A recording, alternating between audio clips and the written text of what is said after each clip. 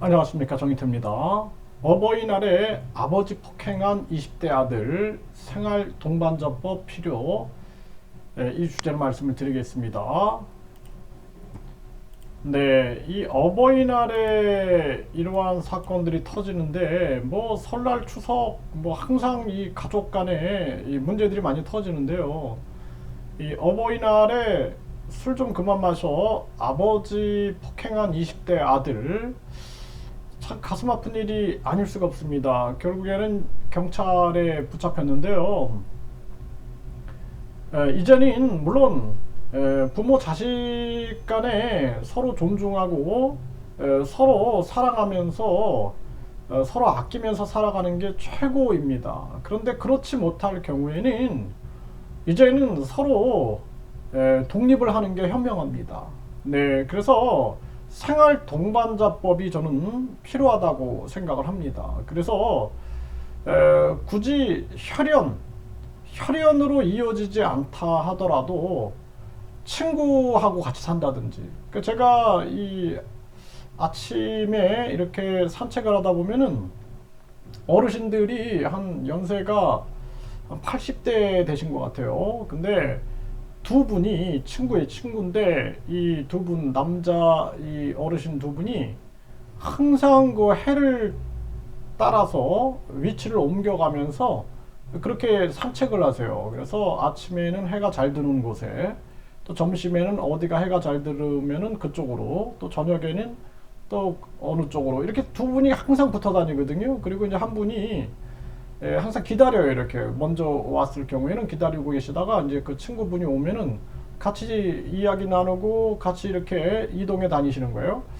그런 거 보면은 사실 뭐 그분들의 제가 속사정은 모르겠지만 이 가족보다 나을 수 있다라는 거예요. 네, 그래서 예를 들어서 급하게 병원에 갔는데 보호자가 사인을 해야지 수술을 한다. 그런데 가족이 다 해외에 있다. 또 가족이 없다.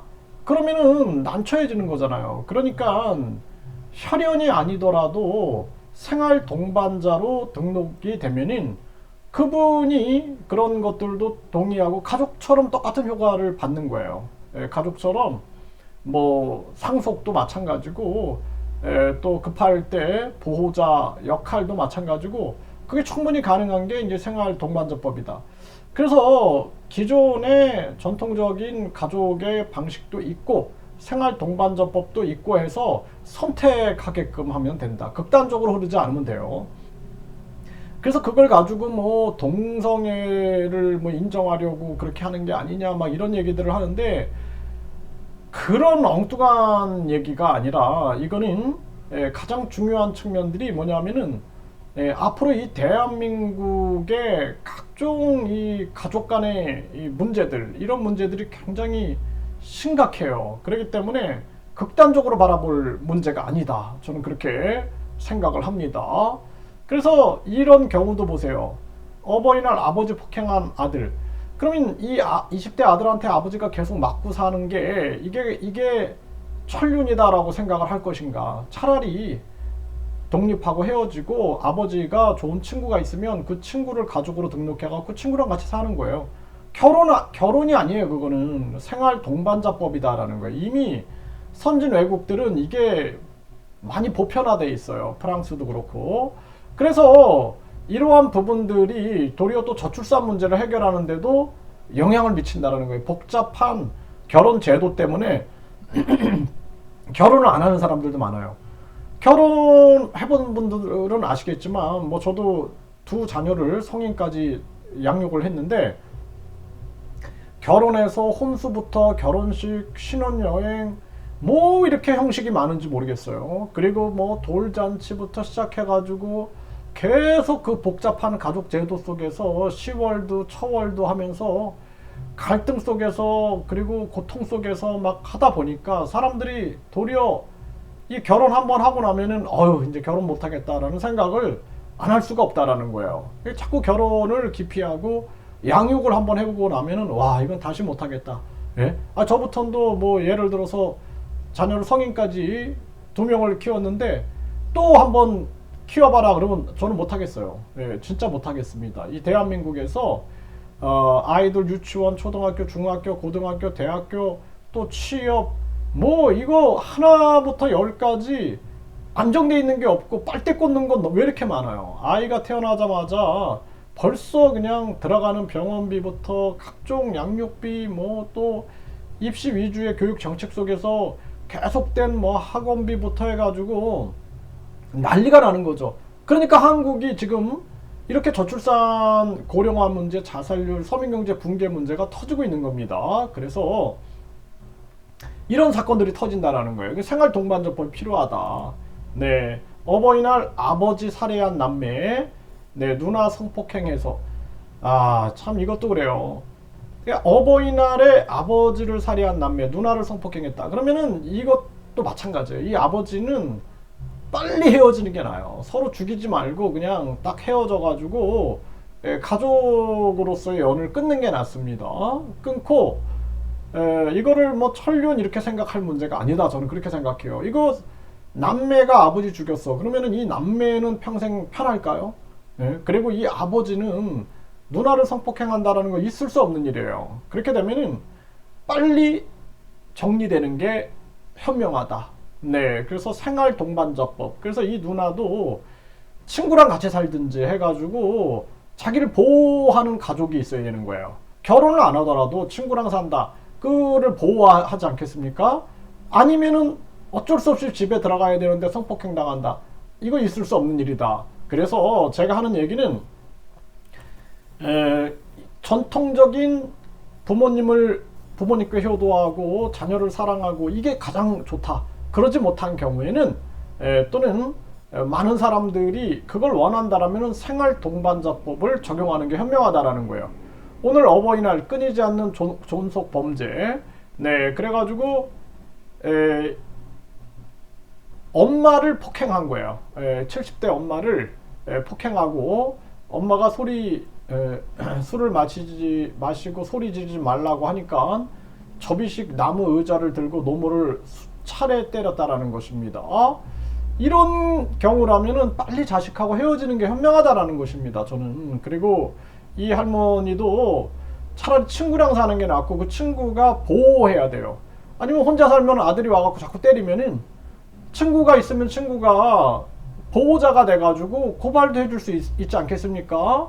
네, 그래서 이제는 우리가 냉정한 생각을 해야 한다. 저는 그렇게 생각을 하고요. 또 여기도 보면은 뭐 죽으라고 욕설을 해갖고 정서적 학대를 한다든지 또는 금전 문제로 50대인 어머니와 갈등이 있던 이 아들이 주거지에 불을 지르기 위해 찾아갔다가 구속되는 사태. 네, 이러한 사건들 이 계속 터지는 거예요. 네, 그리고 택시비 달라고 한 것에 대해 80대 부모가 잔소리를 하니까 주방에서 흉기를 가지고 나와서 찌를 듯이 협박을 했다. 네, 그 이를 말리는 형제에게도 폭행을 가했다. 이거는 빨리 관계를 끊어야 된다. 저는 이 정도 되면은 관계를 끊어야 되는 거예요. 이거는 어쩔 수 없습니다. 그리고 혼자 살면은 자식이 자꾸 와서 흉기 들고 오고 그러면은 그때는 친구랑 살든지 해가지고 새로운 가족을 형성을 해야 한다라는 거예요. 네, 이게 저는 합리적이다라고 생각을 합니다. 그래서 더 많은 가족을 위해 생활 동반자법이 필요하다. 이게 생활 동반자법을 기본소득당 용해인 의원이 법률안을 발의했는데 이거 이제 저는 바람직하다고 봐요. 네, 그래서 이 생활 동반자법을 뭐 동성연애 쪽으로만 몰고 가려고 하는데 그건 그렇지가 않다라는 것입니다. 네, 그래서 제가 말씀드렸던 이러한 부분들이 결국에는 우리 사회의 큰 문제다. 그 동성애 같은 경우에는 그거를 뭐 법적으로 막을 수가 없는 거예요. 그분들이 그걸 선택하는데 그걸 어떻게 하겠습니까? 그거를. 그래서 그게 중요한 게 아니라 저는 혈연, 혼인 없어도 가족 생활 동반자법 최초 발의됐다 그러는데 이게 사실상 이제는 포괄적으로 필요한 그러한 시점이 왔다라는 거예요. 그래서 이제는 새로운 가족의 형태로 나아가야 한다. 이게 굉장히 중요하고, 이 어버이날에 아버지 폭행한 이 사건을 보면서 저는 그렇게 생각을 합니다. 이 땅의 교육이 완전히 학벌주의로 흐르면서 이 경쟁과 이기심, 욕심을 부추기는 교육, 그게 이제 학벌주의 교육인데 1류대, 2류대, 3류대 지방대죠. 그 속에는 인성이 없는 거예요. 인성이. 사람을 아주 야만화 시켜버리는 거죠. 그 결과 이런 사건들이 많이 터지고 있는 것입니다. 그리고 뭐 훌륭한 자녀들도 있지만 이제 부모에 대한 효라는 이런 개념이 굉장히 낮아지고 있는 그러한 시점이에요. 그리고 이제는 부모들도 마찬가지입니다. 우리가 독립을 해야 돼요. 자녀가 성인 되면 부모도 독립한다라고 생각을 하고 스스로 독립해야 된다. 그렇지 않으면은 이러한 일들은 끊임없이 주변에서 벌어질 것이다. 그래서 이러한 합리적인 사고를 통해서 가야 할 그러한 시점에 와 있다. 이렇게 말씀을 드립니다.